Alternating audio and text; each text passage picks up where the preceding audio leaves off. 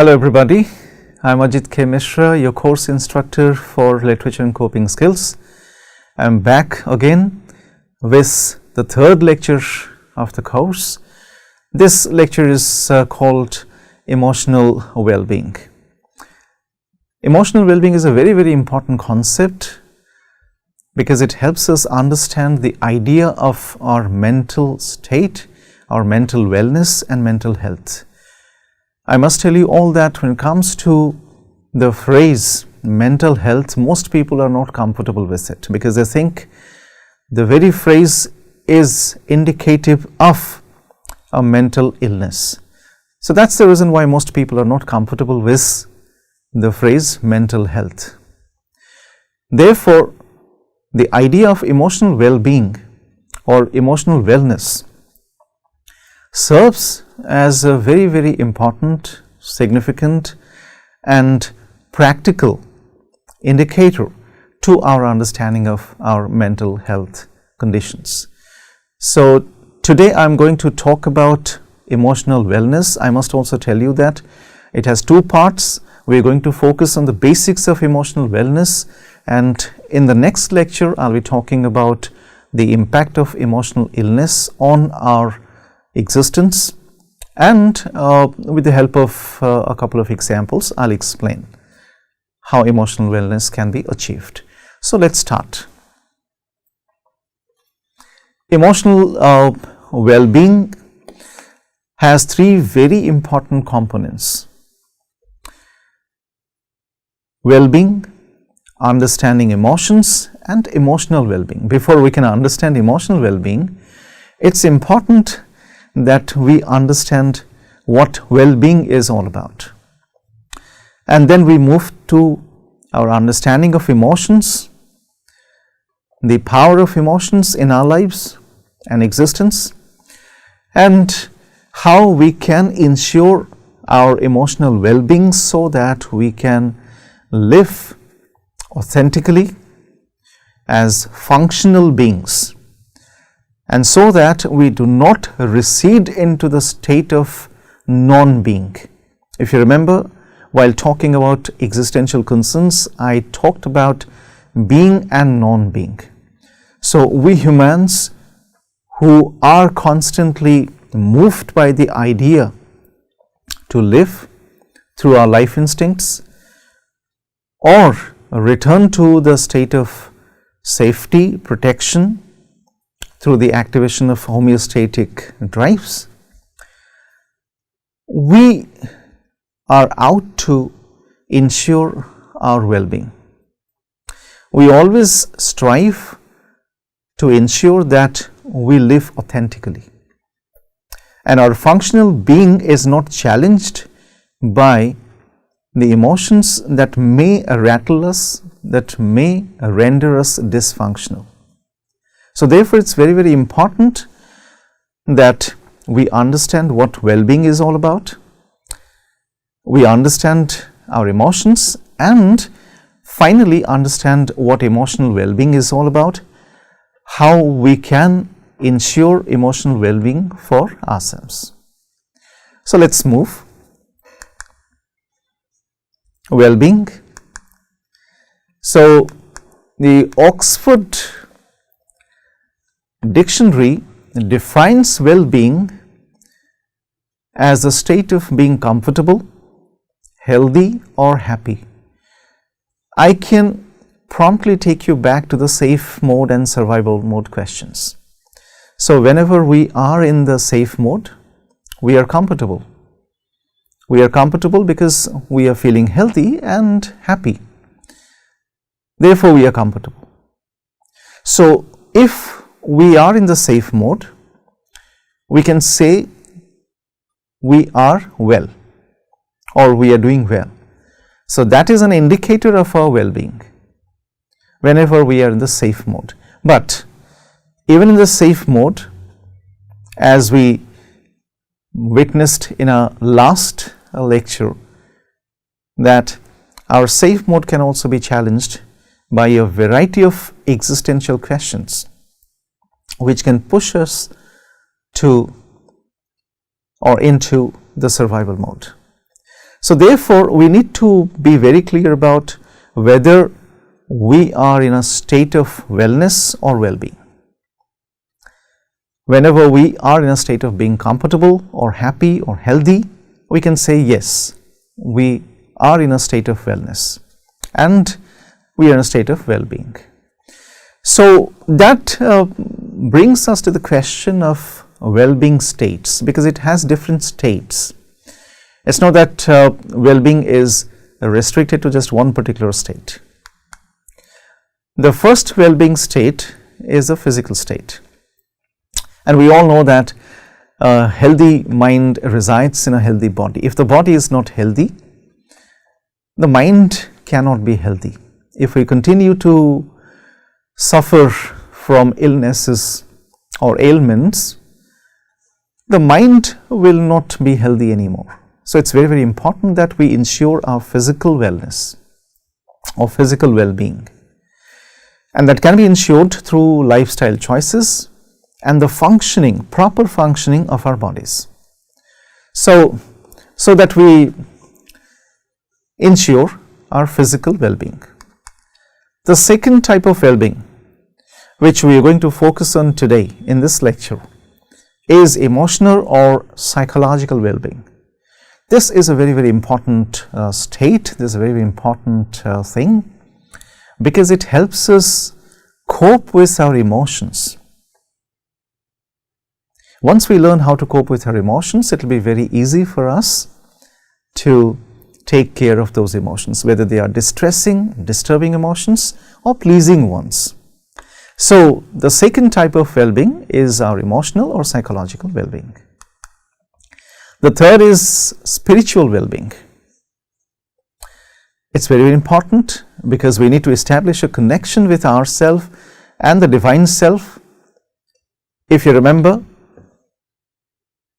Rabindranath Tagore, in his Give Me Strength, the poem that we took a look at in our last lecture, he talked about this particular well-being, because he was invoking the Almighty to come and help him, to give him strength. So spiritual well-being is very, very important. It's absolutely essential, because it helps us integrate meaning and purpose in life. If you remember, we have already talked about purpose in life. If this life is purposeless, the death wish or death drive will be overpowering if we do not have any purpose in life. And then we will promptly move into a state of existential crisis.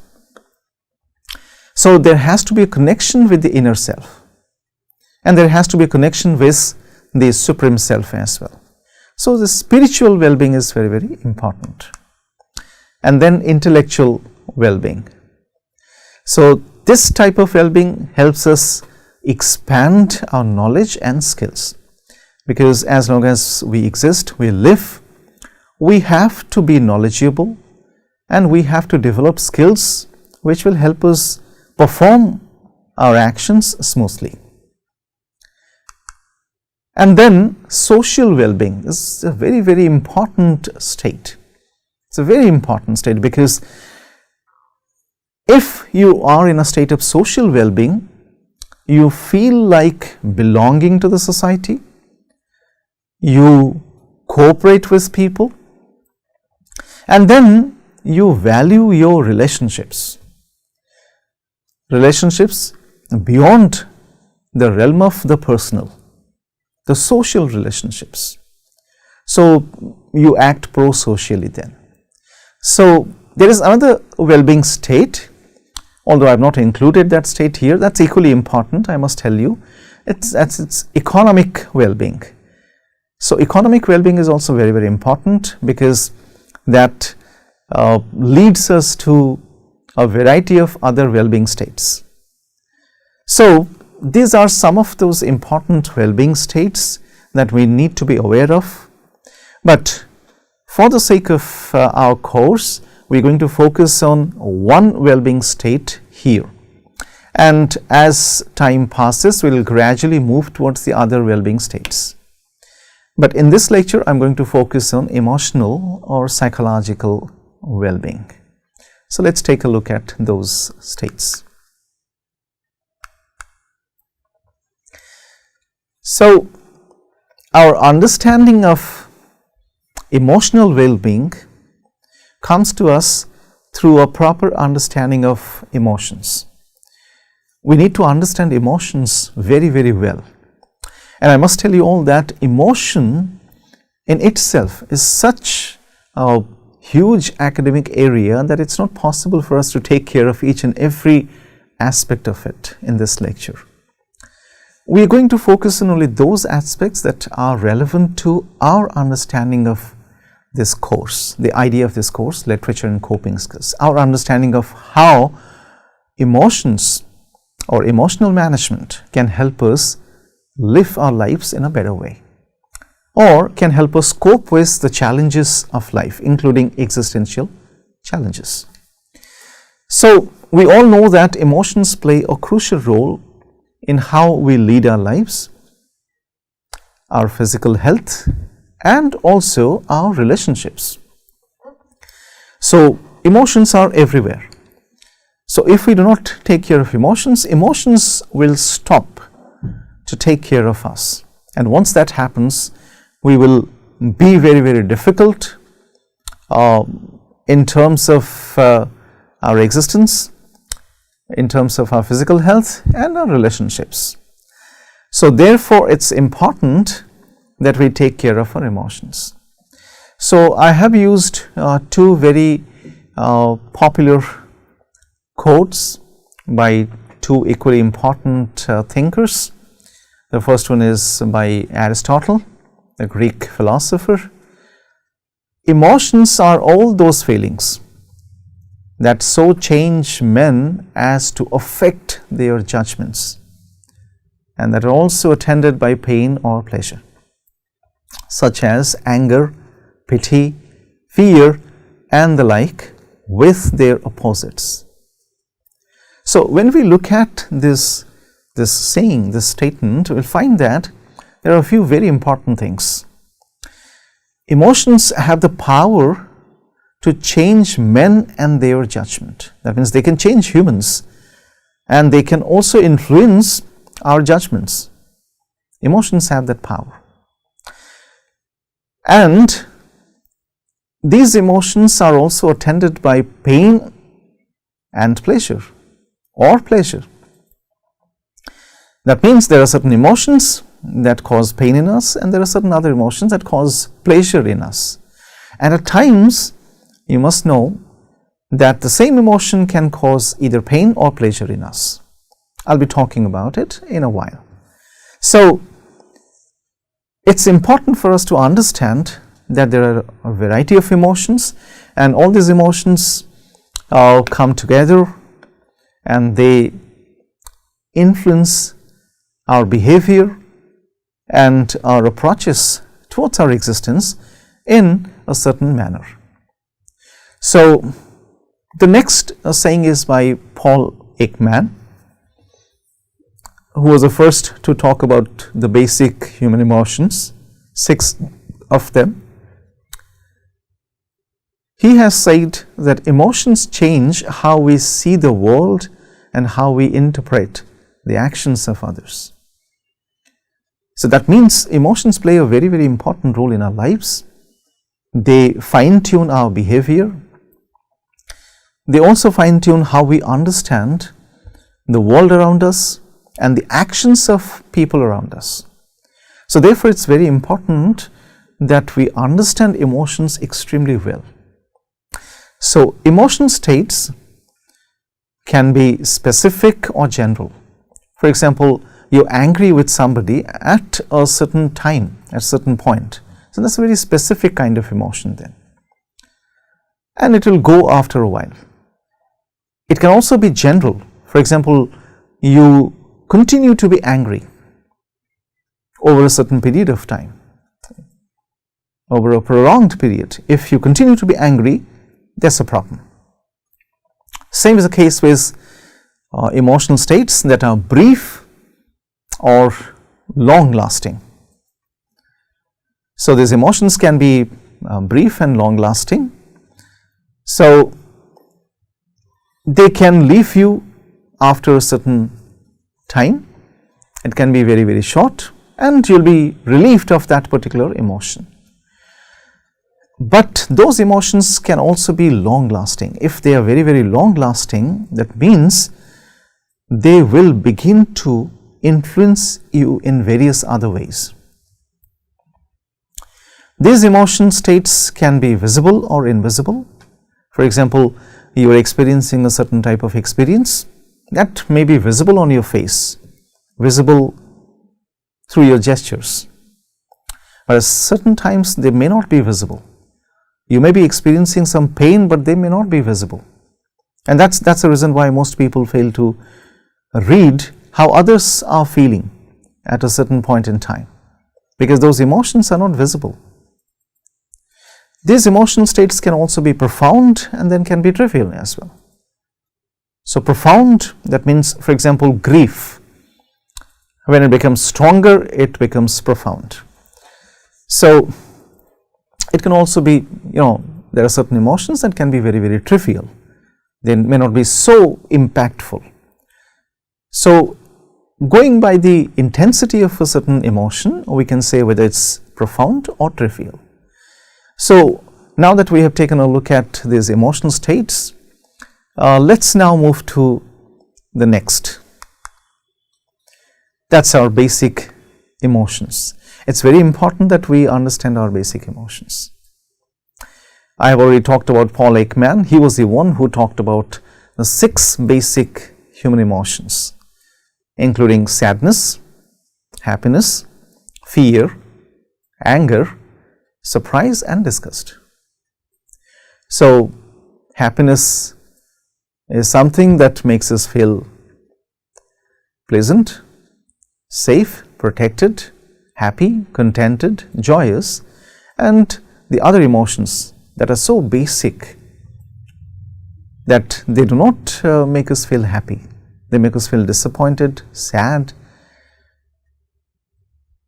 Now, when we look at the other theory of basic emotions that was developed by Robert Plutchik, he developed this wheel of emotion, which is very, very useful for our understanding of emotions.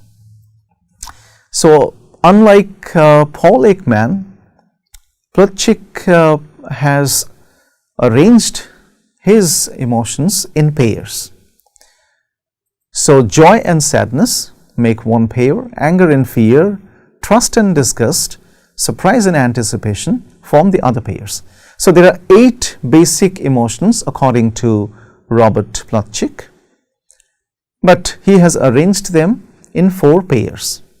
So, when we look at each of these emotions, we find that they have more or less the same kind of implications. Sadness is a state that is characterized by disappointment. Happiness is a state that is characterized by joy. Fear is a state that is characterized by some kind of anxiety. Anger is a state that is characterized by frustration. Surprise by some kind of unexpectedness, and disgust is characterized by hatred, loathe for something. So, these emotions, these basic emotions, are more or less the same, but we have these different theories, and I have picked 3 important theories: Paul Ekman's, Robert Plutchik's theory, and then finally the Institute of Neuroscience and Psychology at the University of Glasgow's theory. So, they say there are 4 basic emotions: happiness, sadness, fear, and anger. These are the 4 basic emotions. Fear has another aspect, that is surprise. Anger has another aspect, that is disgust. So, it is 4 basic emotions. Irrespective of the number of basic human emotions, we can always say that happiness, sadness, fear, anger are the most basic of all our emotions. So, once we understand these basic emotions, we will get to know that there are more disturbing emotions than pleasing ones. For example, if we accept there are 4 basic emotions, which are happiness, sadness, fear and anger, you can see these are the emotions that either make us happy or make us sad. But I would not like you to classify them as positive and negative emotions, because that classification might not help always. For example, you may be angry at a certain point in time. If your anger has a justification, then it may not be treated as a negative emotion. It can be treated as a positive emotion, because it will lead to some positive action. You are angry with somebody, and that will lead to positive action. If it is so, then it may not be treated as a negative emotion. For example, hatred is an emotion. So hatred for evil cannot be treated as a negative emotion. Hatred for humanity can be treated as a negative emotion, but not hatred for evil. So they have different aspects. So therefore, it's important that we understand that there is no such classification as positive and negative emotions, and that's the reason why theorists approach this question through the idea of emotional valence.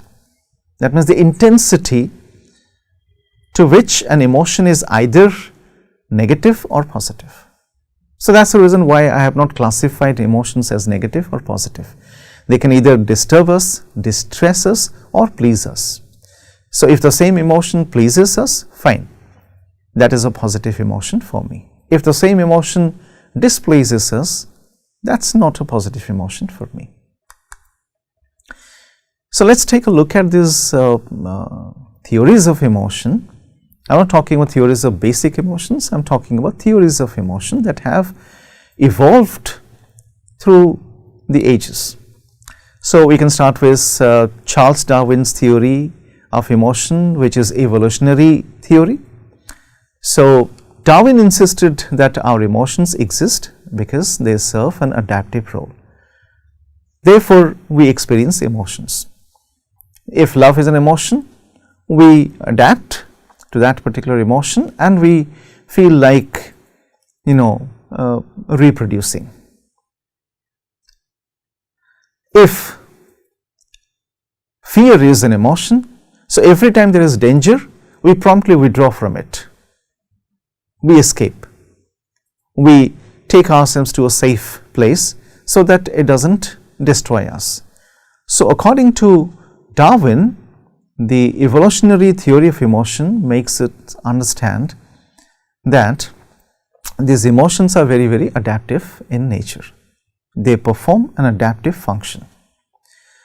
When we move to the next theory, that is the James Lange theory of emotion, two psychologists, William James and Charles Lange, they were of the view that the external stimulus first leads to a psychological reaction and then to an emotional reaction.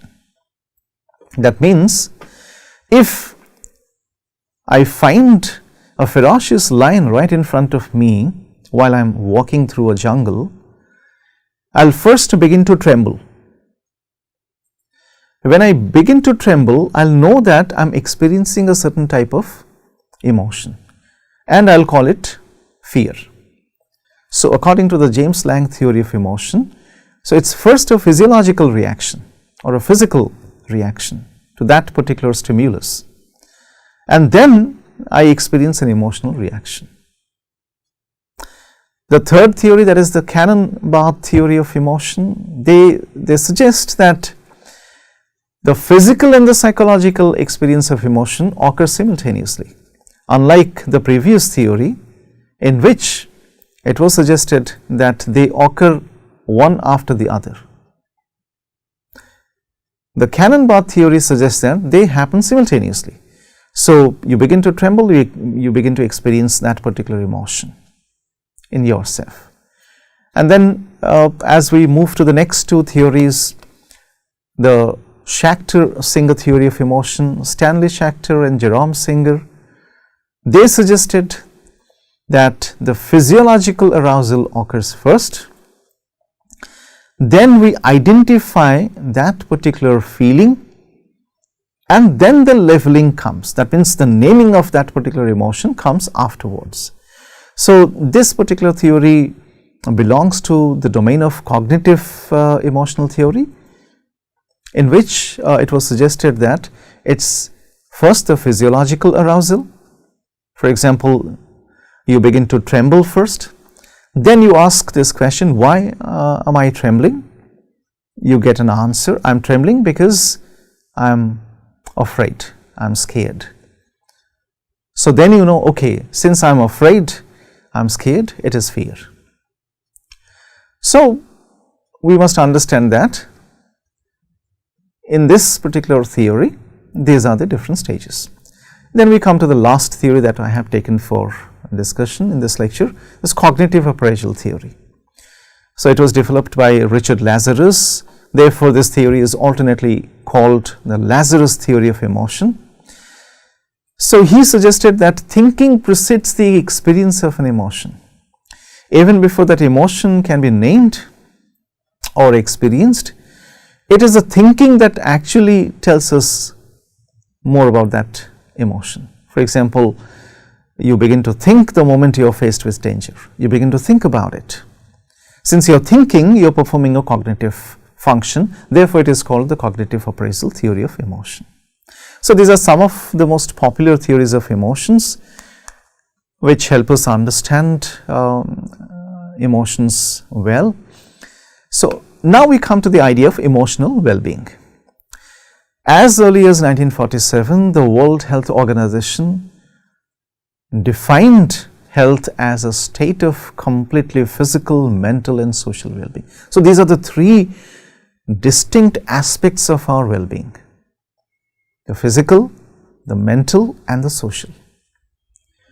So, it emphasizes the importance of emotional well-being.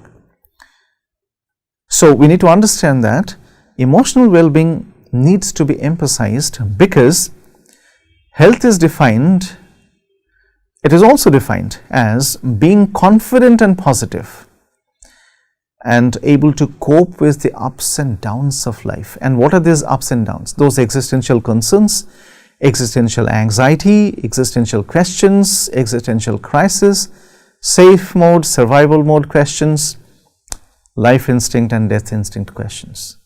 So, if we are able to cope with the ups and downs of life, life will always have ups and downs, but it's more about our coping skills or coping strategies.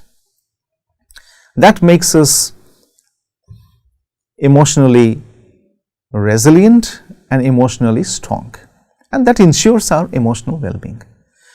At the same time, I must also draw your attention towards the fact that some research show that emotional distress creates susceptibility to physical illness, and that's a fact. Exam stress increases susceptibility to viral infection, and stress from lack of control in the workplace or from life events creates susceptibility to cardiovascular diseases. We need to understand these things very, very well, so that we can understand emotional well-being well. So, emotional well-being, which is also referred to as hedonia, can be conceptualized as the balance of feelings, that's positive and negative, experienced in life, and perceived feelings, happiness and satisfaction. So, there has to be a balance between the positive and the negative. There is no need to believe that the negative will disappear forever and the positive will continue to be. That can never happen. So, we need to understand that we need to strike a balance between the positive and the negative. So, a positive state of mind and body, feeling safe and able to cope with a sense of connection with people, communities and the wider environment is what we mean by emotional well-being. So, the the mind has to be in a positive state, and you're feeling safe. At the same time, you are also able to cope. You need to develop that ability to learn how to cope with challenges. So it's only through coping with challenges you can be safe. And then when you develop a sense of connection with people, communities and the wider environment, you can say, yes, we are in a state of mental well-being. So that is all for today. So in this lecture we talked about what well-being is all about. We also talked about what emotions are, how important those emotions are for lives and our existence. And we also saw how emotional well-being is an important aspect of our existence. So if we have to take care of our existential concerns, it's important that we learn how to ensure emotional well-being for us. So this is a list of references, the sources from where most of the ideas used in this lecture have been borrowed. So thank you for joining me. In my next lecture, I'll be talking about emotional well-being from the perspective of emotional regulation, emotional management and catharsis, and in order to do so, I'll be taking the help of a couple of examples. So thank you very much for joining me.